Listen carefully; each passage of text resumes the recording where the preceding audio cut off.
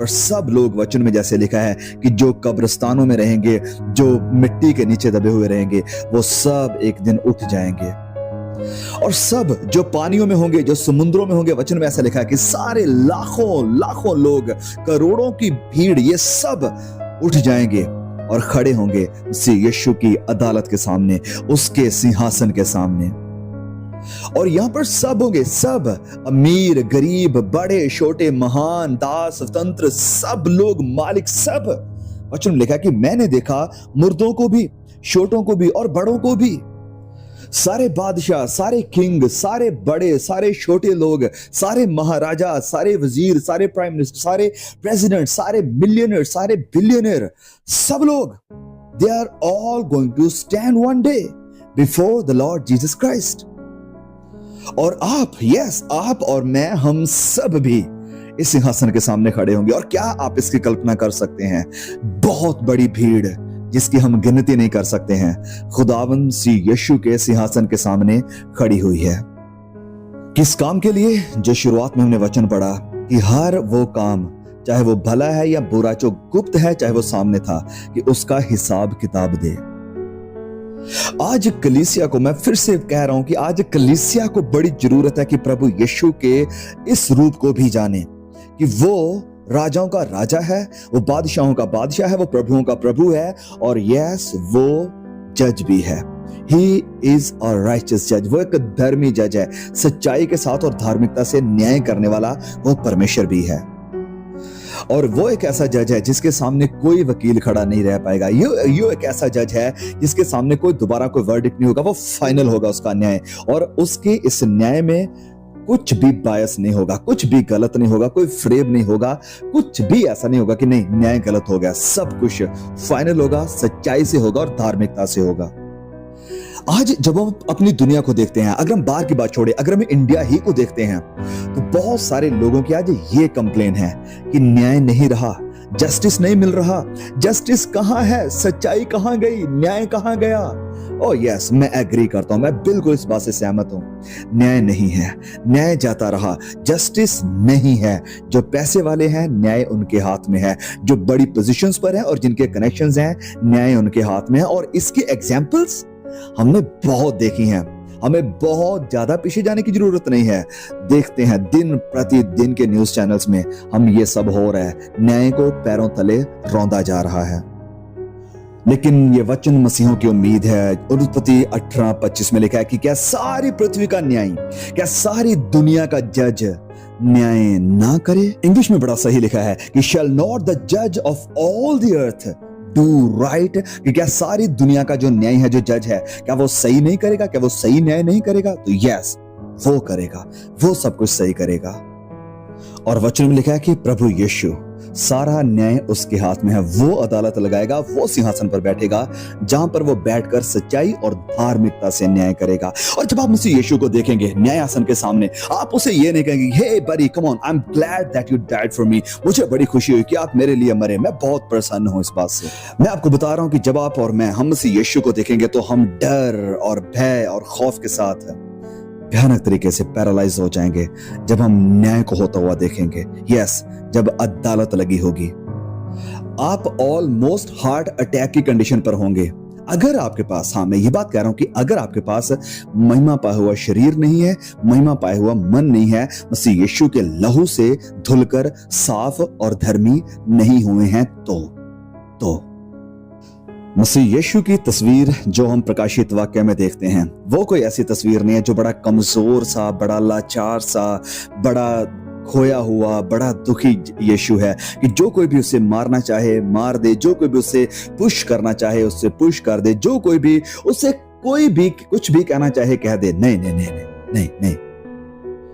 आपका सवाल होगा कि तो फिर स्वर्ग में माहौल कैसा होगा उस वक्त? वेल, तो बाइबल हमें क्या कहती है, हमें वो देखने की जरूरत है। जब हम प्रकाशित वाक्य में देखते हैं तो वहां पर लिखा है कि उसके बाल श्वेत ऊन वरन हिम के समान उज्जवल हैं और उसकी आंखें आग की ज्वाला के समान थी और उसके पांव उत्तम पीतल के समान थे, मानो भट्ठी में तपाए गए, और उसका शब्द बहुत सारे जल के शब्द के समान है।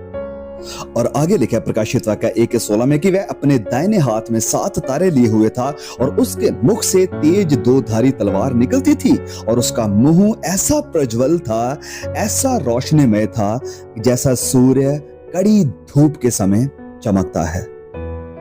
और इस रूप में यूहन्ना उसे देख रहा है। यूहन्ना, यस, वो यूहन्ना जो प्रभु यीशु का बड़ा करीब था, जो प्रभु यीशु से बहुत प्यार करता था, जो प्रभु यीशु के बिल्कुल साथ साथ रहता था और जो मैं समझता हूं कि हम सबसे ज्यादा जानता था मसीह यीशु के बारे में और मसीह यीशु को। और इस यूहन्ना ने जब मसीह यीशु को उसके असल महिमा पाए शरीर में देखा, तो ये यूहन्ना जब प्रभु यीशु के इस चमकते हुए चेहरे को देख रहा है जो सूर्य के समान था, जो उसके पांव को देख रहा है जो पीतल के समान थे, जिसकी आवाज बहुत सारे पानियों की सी आवाज है। और यूहन्ना लिखता है कि यही यूहन्ना जो 3 साल प्रभु यीशु के साथ साथ रहा, ये यूहन्ना कहता है कि जब मैंने उसे देखा तो मुर्दा सा गिर पड़ा। तो सोच कर देखें, मेरा और आपका जब हम इस यीशु को इस रूप में देखेंगे तो हमारा क्या हाल होगा।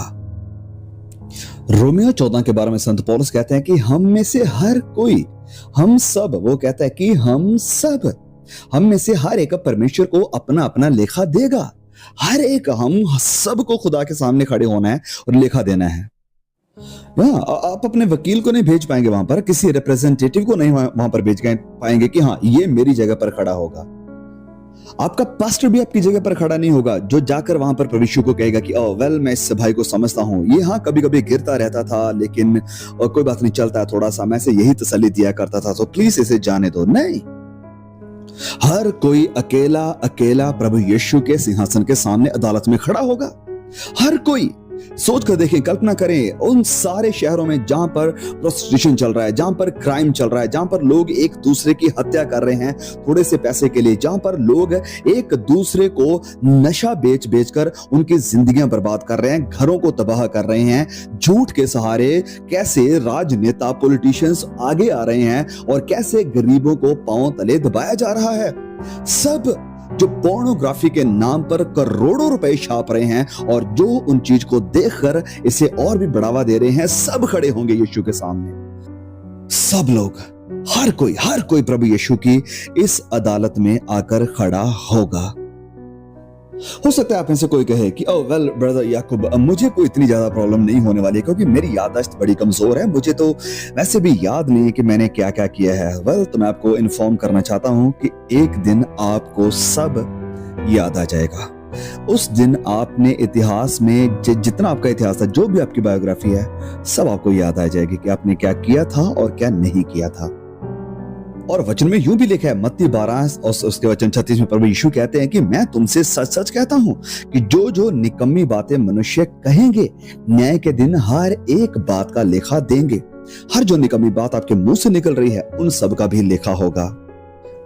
और मैं आपको बता दूं कि हाँ, सिर्फ लेखा इसी बात का नहीं होगा कि हमने क्या किया था, इस बात का भी कि हम क्या कर सकते थे और हमने नहीं किया, और इस बात का भी कि जो हमने किया भले वो अच्छा ही था, वो किस मोटिव के साथ किया, किस मोटिव से, किस इरादे से वो सेवकाई या मिनिस्ट्री को कर रहे हैं, किस इरादे से आप काम कर रहे हैं, उसका भी प्रभु न्याय करेंगे।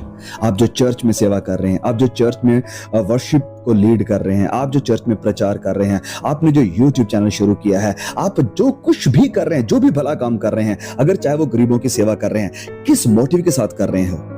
क्या आपके अंदर खुदा का प्यार है, पैशन है, बोझ है, या out of fame, out of name, कि आपका नाम हो जाए, आप मशहूर हो जाएं और आपकी जेब भर जाए? किस मोटिव से ये सारे काम कर रहे थे, उन सब का भी खुदा लेखा करेगा।